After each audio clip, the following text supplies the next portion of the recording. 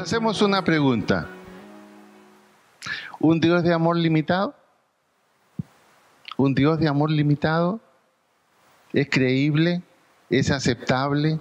¿Es bíblico? Vayamos a Deuteronomio capítulo 10, versículo 17. Dice así: porque Jehová, vuestro Dios, es Dios de dioses y Señor de señores, Dios grande, poderoso y temible, que no hace acepción de personas, ni toma cohecho, que hace justicia al huérfano y a la viuda, que ama también al extranjero, dándole pan y vestido. ¿Qué significa la palabra acepción? Dios no hace acepción. Acepción significa hacer un distinguir algo, evaluar algo en forma negativa y evaluar algo en forma positiva. En otras palabras, significa ser parcial. Ser parcial. Y claramente en el Antiguo Testamento encontramos esto, que Dios no hace acepción de personas. No hace distingos ni de raza, ni de color, ni de estatus social, ni de estatus económico y ni aún de estatus académico. Porque incluso dice la Biblia que el Evangelio muchas veces fue escondido de los sabios. Y que los que mejor entendían el Evangelio es aquellos que pudieran ser como niños. En otras palabras, estar dispuesto a creer la promesa y la palabra de un Padre, que es Dios. Dios no hace acepción de personas. Vamos a Hechos 10, 34, 35. Aquí vamos a encontrar lo mismo. Dice en Hechos 10, 34 y 35. Entonces Pedro, abriendo la boca, dijo: en verdad comprendo que Dios no hace acepción de personas. Aquí en Hechos 10, 34, 35, lo que Pedro está hablando es de una experiencia personal. En el Antiguo Testamento es una declaración válida. Y aquí es una experiencia. Pedro, judío, celoso de ser judío, todavía tenía en su mente que era parte de un pueblo escogido y que no podía juntarse con los no judíos. O sea, para Pedro el Evangelio solo podría ser predicado a judíos en orden a que se convirtieran. Y el Señor, en una visión, le dice: mira, hay un hombre que está orando y que necesita escuchar la palabra, pero es un gentil. ¿Cómo te parece? Es un ciudadano romano que tiene sed de conocer al Señor. Ha juntado a toda su familia, a todos sus siervos en su casa, anda y predica. Y Pedro dice: no, de ninguna manera, jamás yo me he contaminado con gentiles. Y el Señor, a través de una visión muy dura, le convence. Y él va. Y cuando llega a esa casa, él confiesa: ustedes saben cuán difícil, por no decir cuán indigno es para mí estar aquí, en una casa de gentiles, en una casa de no judíos. Pero he venido por orden de una visión del Señor. Y Pedro predica y queda asombrado del resultado. Todos, del dueño de casa hasta el último, se convierten a Cristo. Y queda asombrado cuando ve que el Espíritu Santo se derrama sobre esa gente, sobre los gentiles. Y a la luz de esa experiencia, entonces, en el 34 dice: entonces Pedro, abriendo la boca, dijo: en verdad comprendo que Dios no hace acepción de personas. Y mire el 35. Sino que en toda nación, no solamente en la nación judía, en toda nación se agrada del que le teme y hace justicia. En otras palabras, el Evangelio del Señor Jesucristo es para todo el mundo, para todas las naciones. No hay distingo, no hay acepción de personas. Y finalmente en Romanos 2:11, este es un capítulo muy interesante, el capítulo 2, que se llama El justo juicio de Dios. Podemos comenzar desde el 7, dice: vida eterna a los que perseverando en bien hacer buscan gloria y honra e inmortalidad, pero ira y enojo a los que son contenciosos y no obedecen a la verdad, sino que obedecen a la injusticia. Tribulación y angustia sobre todo ser humano que hace lo malo. El judío primeramente y también al griego, porque no hay acepción de personas para con Dios. Allí está el justo juicio de Dios. Desde el punto de vista de Dios, todos están bajo condenación, por cuanto todos pecaron, están destituidos de la gloria de Dios. Porque la paga del pecado es muerte, mas la dádiva de Dios en Cristo es vida eterna. De manera entonces que aquí dice claramente que el justo juicio de Dios es luego que Dios ha ofrecido al mundo su oferta gratuita, la gracia de Dios de salvación en Cristo. Es interesante un comentario sobre este versículo 11, y es un comentario del Dr. MacArthur, justamente.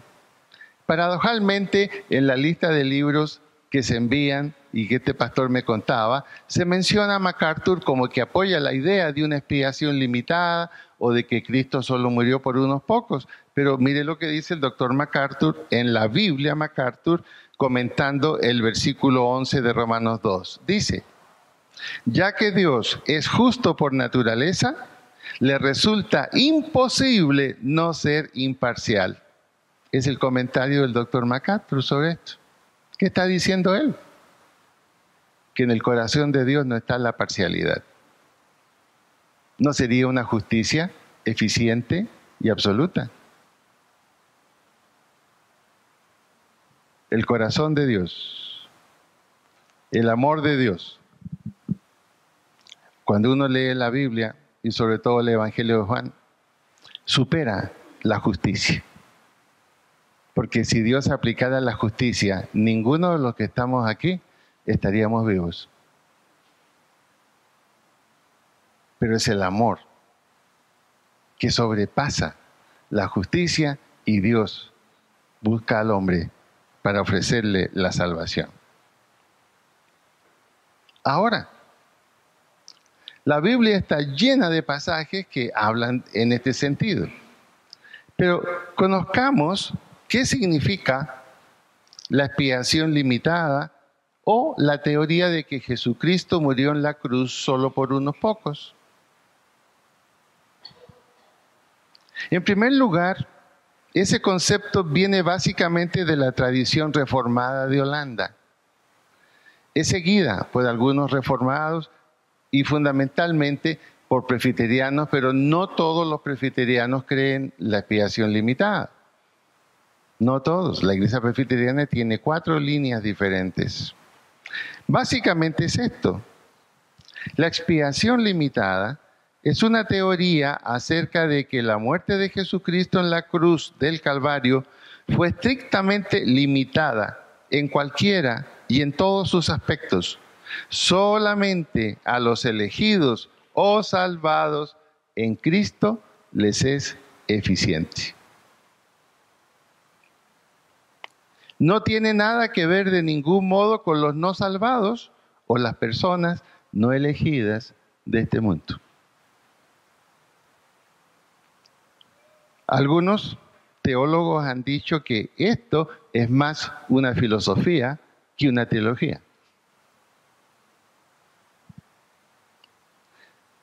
Así, en el año 1977, el Seminario Teológico de Dallas en los Estados Unidos, 1977, básicamente era la cuna académica de la Iglesia Bautista. Tuve el privilegio de aprender esa doctrina, sobre todo en boca del doctor Louis Perry Schaeffer, uno de los grandes teólogos bautistas. Y fíjense que entre los años 60 y 77, esta idea intentó penetrar otra vez.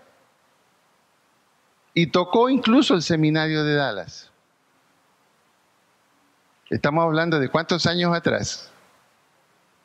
Casi 40 años. Y el Seminario Teológico de Dallas, como lo dice el doctor D.A. White, un doctor en teología y un PhD en teología, que es el autor de la Biblia para hoy, y que era profesor del Seminario de Dallas. Él dice que en 1977, el rector, el doctor Louis Perry Schaeffer, el presidente, el doctor Balbour, y todos los profesores del seminario elaboraron una declaración dando la posición del Seminario Teológico de Dallas. Y esta declaración fue: rechazamos completamente el concepto de la expiación limitada y creemos, a la luz de las Escrituras, que la expiación de Cristo en la cruz fue ilimitada, que el sacrificio de Cristo en la cruz fue por todos los hombres y es eficiente cuando por fe es aceptada. Ahora, si vamos viendo la historia de la iglesia, cada cierto tiempo vuelven ideas. Por ejemplo, el gnosticismo, que atacó tanto a la iglesia en la segunda mitad del primer siglo, ha revivido, pero con muchos nombres. Por ejemplo, ahora está muy a la moda, pero bajo el nombre de Nueva Era. No el nombre gnosticismo. Cambiaron el nombre Nueva Era. ¿Por qué razón? Porque una de las académicas gnósticas más grandes, de apellido Méndez, venezolana, que fue conocida en América Latina por sus libros sobre gnosticismo, decayó porque se suicidó y nadie entendió por qué la gran maestra para Latinoamérica del gnosticismo se había suicidado. Connie Méndez. Ahora está con el nombre, hace ya unos 15 años, Nueva Era. En otras palabras, como dice la Biblia, siempre habrán perturbadores de la iglesia, siempre, y ha sido así desde el primer siglo. Por lo tanto, tenemos que saber y estar seguros en quién hemos creído. Aquí está entonces el debate que se abre. La expiación limitada implica una acción de Dios salvadora, restringida solo a un grupo de elegidos, los cuales son elegidos obviamente por gracia. Pero esta gracia es llamada irresistible. En otras palabras, hay ciertas personas que han sido escogidas que no pueden evitar ser atraídas hacia Cristo y aceptarlo. Es una gracia irresistible. Se toma la base que el hombre no tiene la capacidad de tomar esa decisión. Entonces, ¿qué pasa con los otros que aceptan a Cristo? Bueno, los otros que aceptan a Cristo por fe solamente reaccionan ante Dios, pero no es que sean atraídos irresistiblemente y Dios les considere en su lista de elegidos. Por lo tanto, esta gracia irresistible no actúa en los que no son elegidos. Podríamos decir entonces que, número uno, los incrédulos que nunca aceptan al Señor Jesucristo, y ustedes conocen personas que mueren incluso no creyendo. Mueren no creyendo. Significa entonces que esa gracia irresistible nunca actuó en ellos. Nunca. Podríamos decir con justeza bíblica, si no aceptó a Cristo, obviamente no encontró la salvación. Pero tendríamos que decir que esa gracia irresistible no actuó en ellos. Pero el problema sería, ¿qué sucede con aquellos que aceptaron a Cristo y murieron creyendo, pero no estaban entre los elegidos? Entonces, ¿qué los llevó a aceptar a Cristo? ¿Qué los llevó? aceptar a Cristo. El mundo de hoy entonces estaría dividido aquí mismo en esta iglesia en dos grupos. Los que están elegidos y los que no están elegidos. Y viene la pregunta entonces. ¿Cómo Dios observa a los que no han sido elegidos y están derivados a la condenación irremediable? ¿Por qué les permite seguir viviendo una vida sin sentido? ¿Qué sentido tendría la vida para alguien que no está elegido a los ojos de Dios? Como si Dios dijera, pero no vas a poder, no vas a poder. Está cerquita, pero no vas a poder. Ese Dios yo no lo conozco. Ese no es el Dios de la Biblia. Incluso Dios está frenando su ira sobre este mundo por una sola razón. Dice, porque no quiere que nadie se pierda. Así dice la Biblia. Así dice la Biblia. Por lo tanto, entonces, ¿qué podemos decir? Los que creemos en que el amor de Dios es por todo el mundo y que el sacrificio de Cristo en la cruz fue por todos. ¿Qué podemos decir? Remitirnos a la Biblia. Vamos a Juan 3, 16 y al 18. Juan 3, 16, 17 y 18. Debo decirle que hay más de 90 pasajes en la Biblia que respaldan esto. No los alcanzamos a ver todos. Pero le recomiendo leer el Evangelio de Juan. Y va a ser suficiente argumento. Lea el Evangelio de Juan. Se llama el Evangelio de la Salvación. Y este Evangelio no es tocado por aquellos que objetan que el amor de Dios es para el mundo. No lo tocan. Juan 3:16. Porque de tal manera amó Dios al mundo. ¿Y qué es el mundo? Aquí no está hablando del mundo físico. Está hablando de la acepción de la palabra cosmos, que en su raíz significa algo decorado, algo perfecto, algo que es lindo de admirar. Y para Strong, en su concordancia, aquí tiene que ver con la humanidad. La humanidad es lo que Dios más desea, lo que Dios más quiere, porque Él creó la humanidad. Y la creó a su imagen y a su semejanza.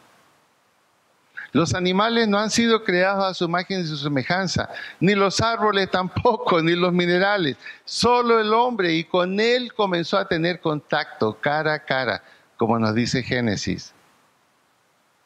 Por lo tanto, porque de tal manera amó Dios a la humanidad, que es lo más precioso para Él, que ha dado a su Hijo unigénito, para que todo aquel, ¿qué dice?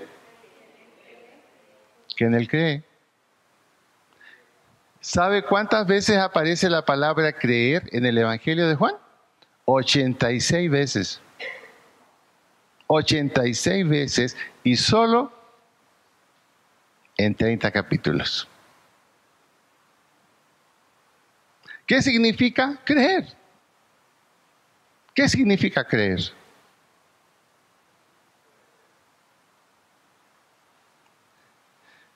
Vamos al Antiguo Testamento, recordemos a Abraham. Ahí vamos a entender lo que significa creer. Dios llamó a Abraham, era un pagano. Ahí vemos la soberanía de Dios, la cual es una realidad y en la cual creemos. Dios en su soberanía llama a Abraham, es un pagano de la ciudad de Ur de los Caldeos. Adoraban las estrellas, adoraban los astros. Allí no había un rastro de fe bíblica. Y el Señor en su soberanía lo llama. Y es muy claro en la Biblia, Dios levanta a quien quiere como líder. Dios levanta a quien quiere como un caudillo. Levantó a Moisés. Levantó a Jacob. En vez de levantar al primogénito Esaú, Él quiso levantar a Jacob. Cuando quiso castigar al pueblo de Israel, levantó a Faraón, un incrédulo, lo levantó y afirmó el liderazgo de Faraón y después lo endureció para que lo perdiera. O sea que la soberanía de Dios es absoluta, excepto en aquello que Él mismo se ha restringido. Y es lo que puede hacer el que tiene soberanía.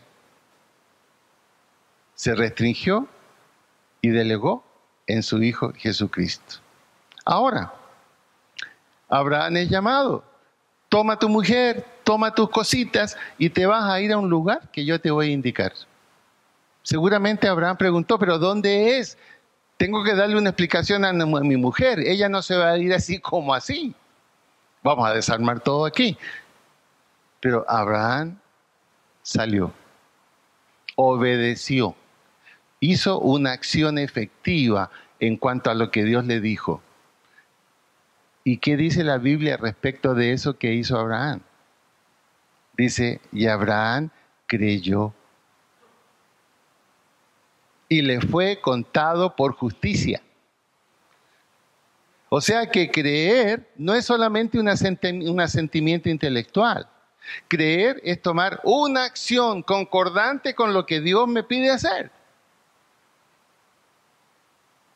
Cuando la Biblia se nos dice que si creemos en Jesucristo tenemos vida eterna, tengo que tomar una acción respecto de eso. Cuando Jesús vino aquí, muchos lo rechazaron, a pesar que Él les predicó. Otros lo aceptaron, muy pocos. Vemos que el resultado de los 3 años de ministerio de Jesús fueron 120 personas que estaban allí en Pentecostés. Muy poquitas, 120, pero ahí estaban.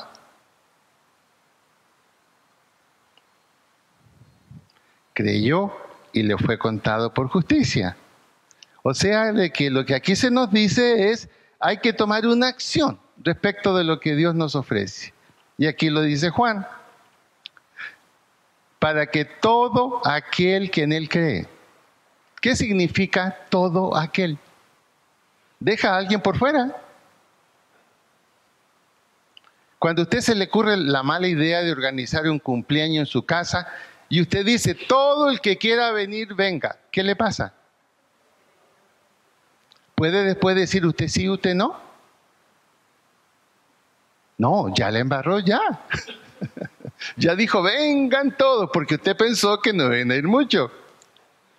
Es lo que pasa cuando se organiza la fiesta de matrimonio, ¿no? 200 invitaciones. Y ahí está todo preparado para 200. ¿Y cuántas vienen? Porque si la lista de regalos está en un lugar caro, menos van a ir. Sí, seamos realistas. Entonces, la invitación eficiente, ¿cuál es? Bueno, de todos los que pueden venir, yo creo que estos son los más cercanos a mí. Pero igual, siempre hacemos invitaciones abiertas, siempre. Jesús siempre hizo una invitación abierta. El que quiera venir en pos de mí, haga esto. Niéguese a sí mismo, tome su cruz y sígame. El que quiera venir.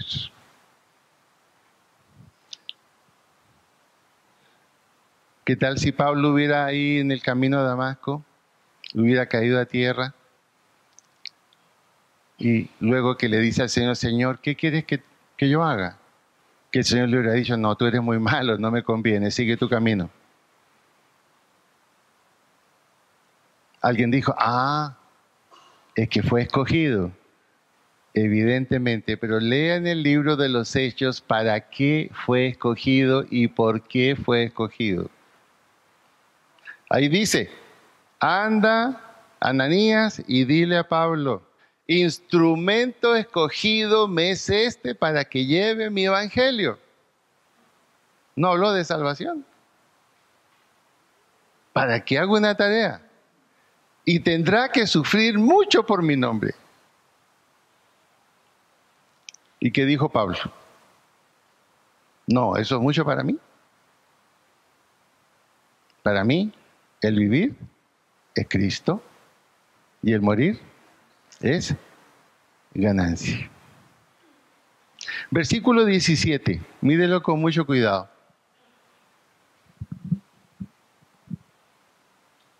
Pregunta, ¿hace mucho calor? ¿Seguro? Ok. Porque no envió Dios a su Hijo al mundo para salvar al mundo, sino para condenarlo. ¿Dice eso? ¿Qué dice? Porque no envió Dios a su Hijo al mundo para condenar al mundo, sino para que el mundo sea salvo por él. ¿Queda alguien excluido de la palabra mundo, la humanidad? Habría que forzar demasiado este versículo para decir, no, se refiere a unos poquitos. Luego dice, el que en él cree no es condenado. Qué triste, Señor. Yo creí en ti, creí en Cristo y resulta que estoy condenado. ¿En qué quedamos?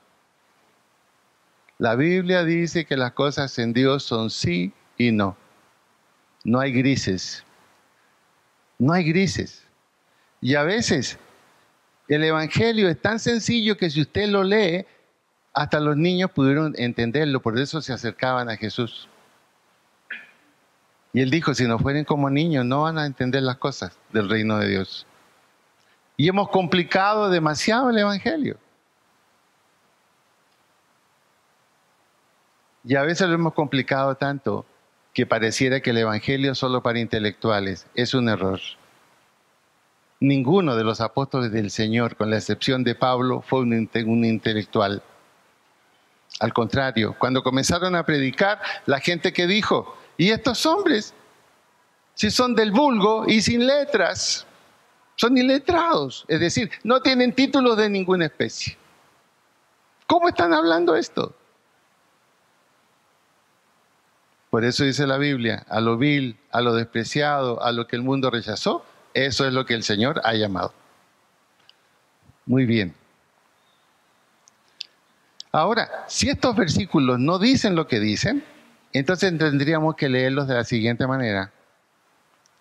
Porque de tal manera Dios amó, aparte del mundo, que ha dado a su Hijo unigénito, para que aquellos elegidos que creen en Él no se pierdan, mas tengan vida eterna. ¿Podríamos leerlo así? Claro que podríamos, pero sería forzar totalmente la Escritura.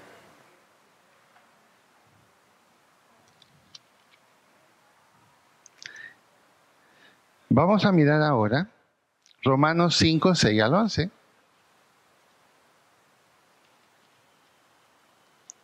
Y le hago una advertencia.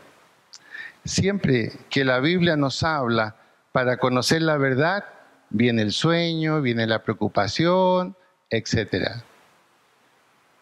Pero vaya a ver la novela Diomedes Díaz y no se duerme en 3 horas. ¿Cierto o no? Y la que viene ahora, la Santísima, las mujeres van a estar pegadas allí porque le dan duro a los hombres. Así dijeron. Romanos 5, 6 al 11. ¿Qué dice? Porque Cristo, cuando aún éramos débiles, a su tiempo murió por los impíos. Note, no dice por algunos impíos. ¿Por cuántos impíos? Los significa todos, por los impíos. ¿Cuántos impíos habían en el mundo? ¿Cuántos impíos habían en el mundo? Todos, pues. Todos. Impíos, faltos de piedad, faltos de justicia. Por cuanto todos pecaron y están destituidos de la gloria de Dios. El mundo era un mundo impío, que no podía salvarse por sí mismo. Porque Cristo, cuando aún éramos débiles, a su tiempo murió por los impíos. ¿Qué significa débil? Indefenso. Y esa era nuestra condición. Estábamos muertos en delitos y pecados, totalmente indefensos, incapaces de hacer nada por nuestra propia salvación. Entonces, ¿qué hizo Dios? El plan que tenía desde el principio de los tiempos. Nos predestinó antes del principio de los tiempos, dijo, este es el plan de salvación y no hay otro.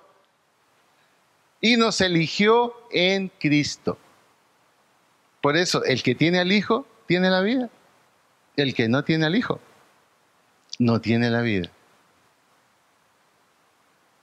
¿Saben?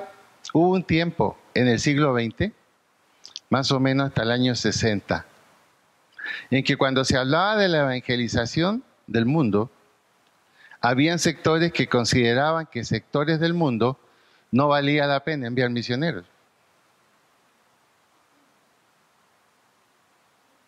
Se consideraba gente perdida. Pero fue recién, después de largo trabajo, después del año 70, que se abrieron las famosas ventanas evangelísticas, incluyendo incluso hasta los países de Oriente Medio. Recuerde qué pensaban los cristianos americanos que habían sido influidos por la Reforma en la guerra de secesión en los Estados Unidos, cuando todavía la esclavitud. ¿Qué pensaban? ¿Qué se hablaba en las iglesias de ese tiempo? Que los negros no tenían alma, que por lo tanto no tenían derecho ni siquiera a ser educados en la Biblia, ni en nada. Ahí hay que reconocerle algo a la Iglesia Católica, porque allí los protestantes en Estados Unidos fueron mucho más duros. En cambio, la Iglesia Católica vino a América junto con Colón, ¿y qué hicieron?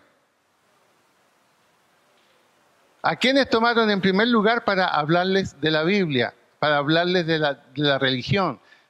A los indios de América.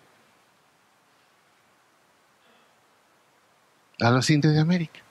Y siendo que siempre en la Biblia ha estado todos, pero los seres humanos nos encanta hacer distinción de personas. Nos encanta separar. Por eso entonces hacemos a veces iglesias de estrato 6, iglesias de Cisben. Eso no existe en el corazón de Dios, ni tiene que ver con el mensaje de la Biblia.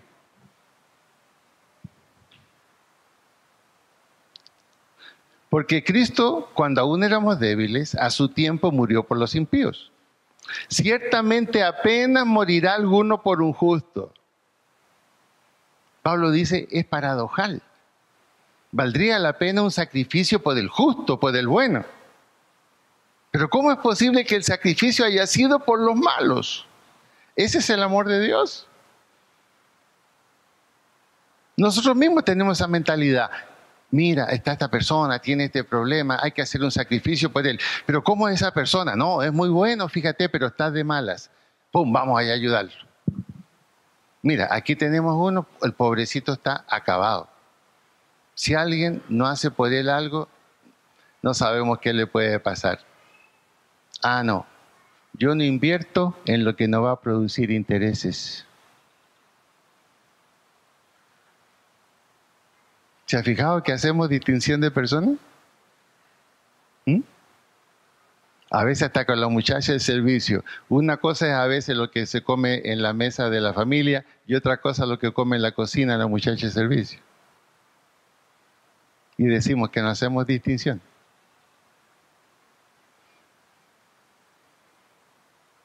Nosotros sí necesitamos 8 horas de trabajo y 8 horas de dormir y de descanso. Ah, no, pero la muchacha de servicio puede dormir 3, 4 horas, acostarse a las 2 de la mañana y levantarse a las 5. Dios no es así. Dios no es así. Dios dice, o todos en la cama o todos en el suelo. Y eso choca contra nosotros. Porque el hombre, por su naturaleza pecadora, es egoísta por naturaleza. Y es la lucha que tenemos cada día. Versículo 8. Mas Dios muestra su amor para con nosotros. Algunos dicen, es que Pedro le estaba hablando a los creyentes de la iglesia de Roma. Que ese nosotros son los creyentes de la iglesia de Roma. Paradojalmente, Pablo nunca pudo ir a la iglesia de Roma. Cuando fue a Roma fue para que lo encarcelaran, que le dieran la casa por cárcel, lo tuvieran 2 años y allí predicaba y enseñaba. Recién conoció allí a los cristianos de Roma. En la carta a los Romanos dice muy clarito, ¿cuántas veces deseo tener la oportunidad de ir y visitarlos? No, la carta. Ese nosotros no tiene que ver solo con los cristianos de Roma. Tiene que ver también con nosotros. Mas Dios muestra su amor para con nosotros en que siendo aún pecadores, Cristo murió por nosotros. Pues mucho más, estando ya justificados en su sangre, por Él seremos salvos de la ira. Por Jesucristo, insiste. Porque si siendo enemigos fuimos reconciliados con Dios por la muerte de su Hijo, mucho más, estando reconciliados, seremos salvos por su vida. ¿Qué es lo central en la salvación? La elección sí, pero en Cristo. Por eso que Pablo diría, de modo que si alguno está en Cristo, es una nueva criatura. Cosa contraria, ¿no? Cosa contraria, ¿no?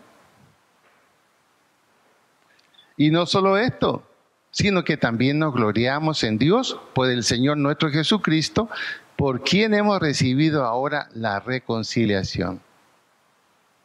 Ahora, la palabra reconciliación no significa que son dos personas iguales que se sientan a renovar la amistad. Eso podrá ser entre nosotros. Me voy a reconciliar con esta señora que hace un pan tan bueno, que lo vende los días domingo aquí. Me voy a reconciliar. Bueno, somos iguales. Pero la palabra reconciliación en la Biblia no habla de iguales. La palabra reconciliación, que es la palabra en el griego catalazo, implica a alguien que está aquí, sumamente arriba, y otro que está aquí, sumamente abajo.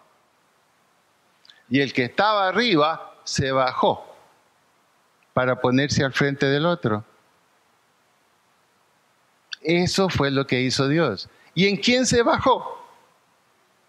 ¿En Cristo?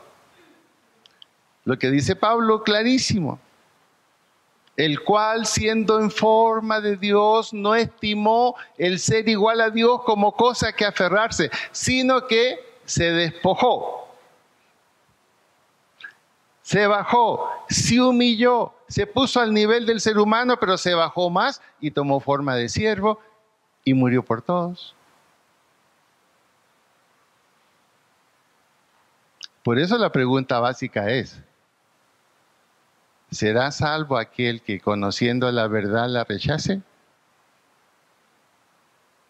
La Biblia dice no. El que en él cree no es condenado, mas el que no cree ya ha sido condenado, porque no ha creído en la palabra del unigénito Hijo de Dios. Y finalmente, son más de 80 pasajes como estos. Pero mi recomendación, por favor, lea el Evangelio de Juan. 86 veces la palabra creer y más de 80 veces la palabra mundo en el Evangelio de Juan. En 2 de Pedro 2:1, vamos a terminar con este, para que usted tenga la inquietud de tomar el Evangelio de Juan, leerlo y estudiarlo. 2 de Pedro 2:1. Este es un pasaje tremendo. Dice en 2 de Pedro 2:1. Pero hubo también falsos profetas entre el pueblo, como habrá entre vosotros falsos maestros, que introducirán encubiertamente herejías destructoras. Pero mire lo que sigue aquí. Y aún negarán al Señor que los rescató, atrayendo sobre sí mismos destrucción repentina. ¿Qué está diciendo aquí? Está diciendo algo muy sencillo. Siempre han habido falsos maestros desde el primer siglo. Siempre han habido falsas doctrinas desde el primer siglo. Siempre han habido maestros que encubiertamente enseñan falsas doctrinas. Pero aquí Pedro está diciendo, aún por esos falsos maestros, también el Señor hizo un rescate por ellos. siendo que no merecerían un rescate. Pero están negando a quien los rescató y a quien sigue ofreciendo la oferta de salvación.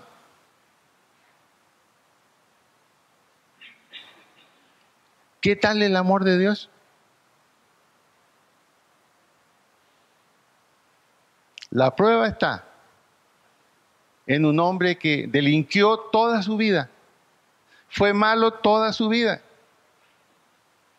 Escuchó por lo menos en esos 3 años que Jesús estuvo en la tierra, escuchó algo de lo que Jesús dijo.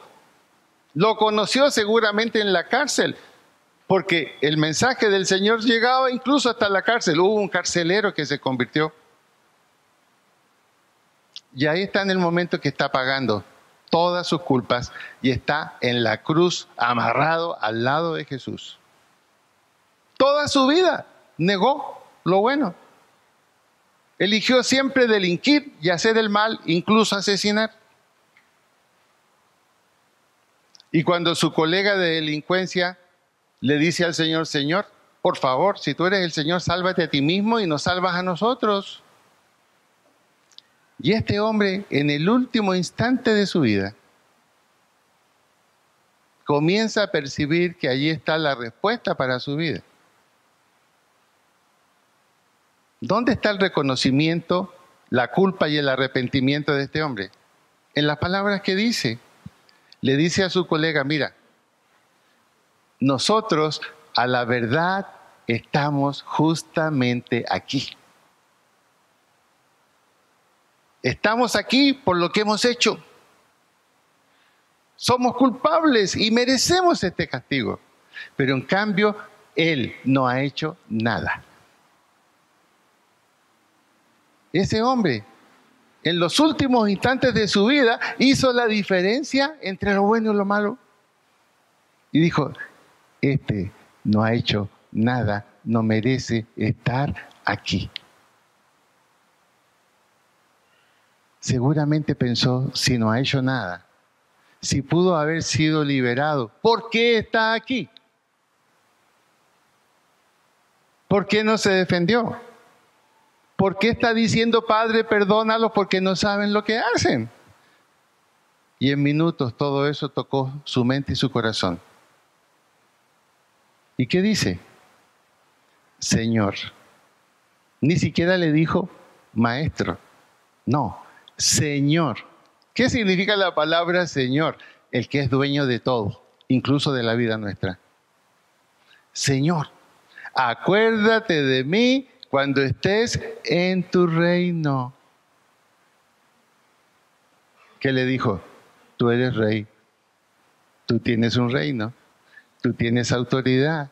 Tú tienes soberanía. Señor, acuérdate de mí.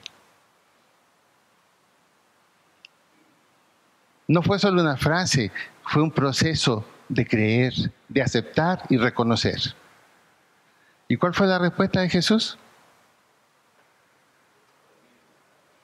Lo siento mucho, mi hijo, pero no estás en los elegidos. Me da mucha pena, pero no puedo cambiar la lista que hizo mi padre.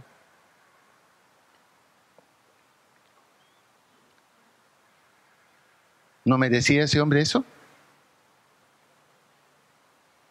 Nunca hizo cosas que lo hicieran elegible.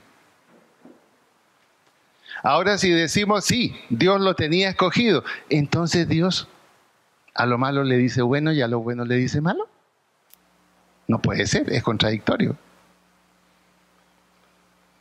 Lo que Jesús le dijo allí es, mira, el ofrecimiento es para todos y también para ti. Hoy, dentro de unas poquitas horas, estarás conmigo. ¿Dónde? No le dijo, vas a reencarnar para que vuelvas a ver si te portas mejor. Hoy estarás conmigo en el paraíso. La Biblia es muy clara.